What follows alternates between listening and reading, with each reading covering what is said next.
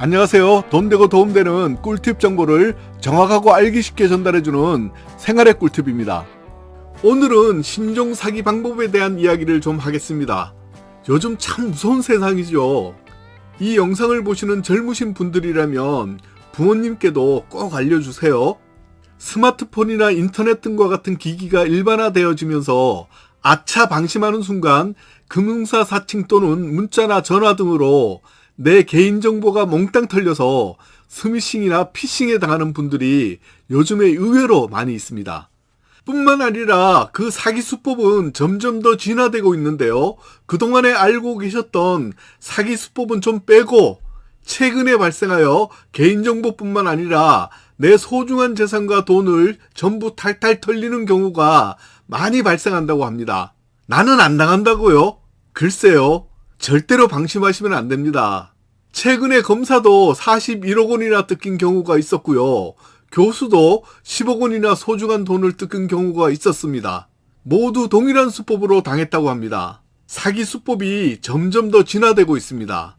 그래서 오늘은 내 정보와 소중한 돈 탈탈 털리지 않기 위한 최근 신종사기 수법과 방법, 그리고 입금을 요구하는 금융사기에 당하지 않기 위한 피해 예방과 대처 방법에 대해서 준비했으니까 소중한 시간이지만 딱 한 번만이라도 끝까지 한번 들어보시고 잘 기억해 두세요. 말씀드릴 순서는요, 최근 신종사기 수법과 방법, 다음으로 예방법과 대처법 말씀드리겠습니다.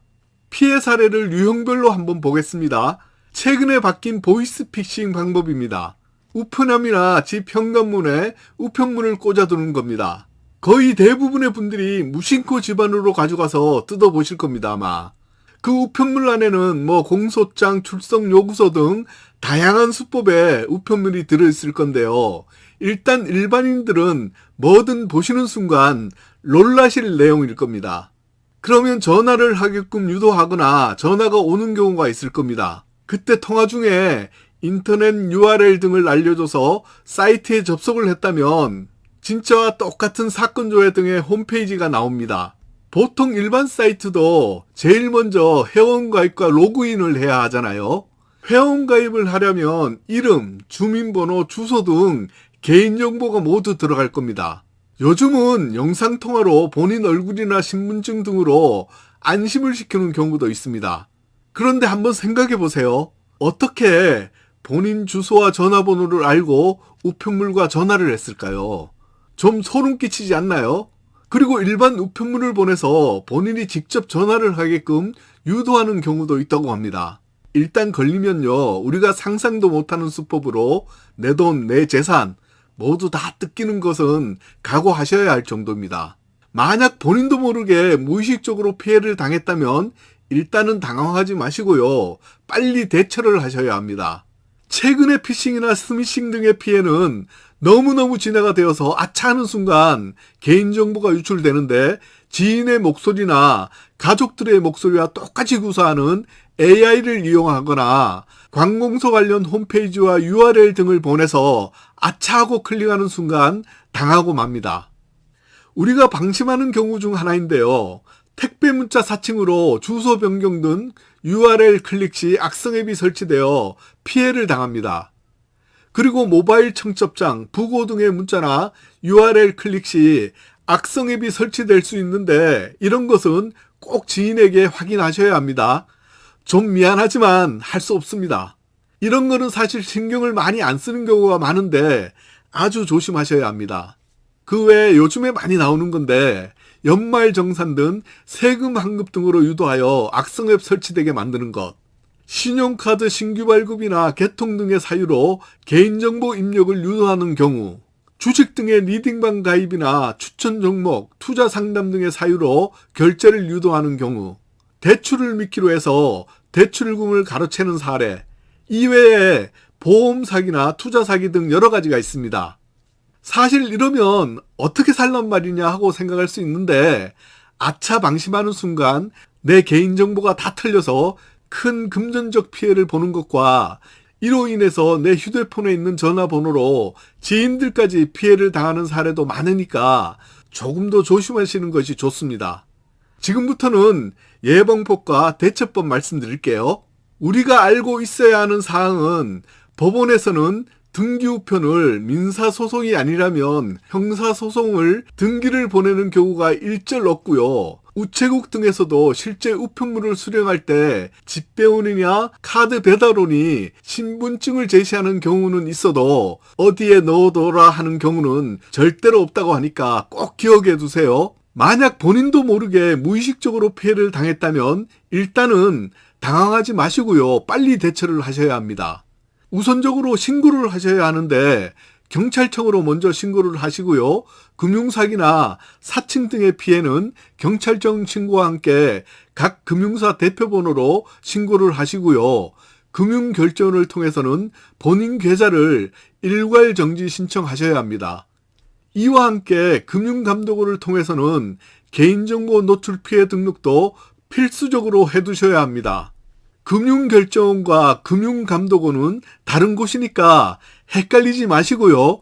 이런 피해를 당하면 너무 당황해서 어떻게 해야 될지 잘 모르겠다 생각 드시면 일단은 바로 가까운 경찰서나 은행으로 찾아가셔서 도움을 요청하셔도 됩니다. 이외에 정보통신진흥협회에는 휴대폰 부정개통이나 소액결제 등의 명의도용 방지 서비스도 신청해 두시기 바랍니다. 그럼 먼저 피해 예방 방법 말씀드려 볼게요. 계좌번호, 신분증 사진, 비밀번호, 신용카드 사진, 운전면허증 여권 등은 절대로 휴대폰에 저장하시면 안 됩니다. 의외로 이런 분들이 아주 많습니다. 이런 분들은 오늘 영상 보시면 바로 휴대폰에서 삭제하시기 바랍니다. 다음으로는 잘 모르는 URL이나 앱은 절대로 설치하면 안 됩니다. 잘 모르는 번호로 오는 문자나 수상한 문자에는 답장이나 전화를 하지 마시고요. 은행 등의 금융사나 공공기관의 대표번호로 직접 연락하셔서 확인하셔야 합니다. 카카오톡, 밴드, SNS 등으로 택배나 주식 리딩방 등의 URL도 함부로 클릭하시면 위험하고요. 입금을 요구받으면 무조건 입금을 하시면 안 됩니다. 개인정보 제공이나 자금이체 요청은 가족이나 지인도 철저히 다른 방법으로 확인하신 후에 진행하셔야 하는데요. 현실적으로는 우리나라 정서상 조금 힘들긴 합니다. 하지만 무서운 세상이라 조심하는 것이 안전합니다. 아빠인데 입금받을 수 있는 계좌번호랑 계좌 비밀번호 좀 알려줘 하면 순간 방심하면 바로 문자로 알려주는 경우가 거의 대부분일 겁니다. 이때는 다른 전화 등으로 꼭 확인을 먼저 해보는 것이 좋습니다. 사전에 금융사기 예방 서비스나 명의도용 방지 서비스에 가입해 두시면 좀 더 안전합니다. 그리고 마지막으로 서울지방경찰청에서는 365일 24시간 이용할 수 있는 피싱, 스미싱, 신종범죄 콜센터가 있다고 하니까 확인해 두셨다가 전화하셔서 도움 받으시기 바랍니다. 전화번호를 제가 직접 말씀 안 드리는 것은 이것도 좀 불안해서 말씀을 안 드리는 거니까 직접 서울지방경찰청에 들어가셔서 전화번호 확인하신 다음에 그때 도움 받으시기 바랍니다. 참 세상 살기 힘들죠.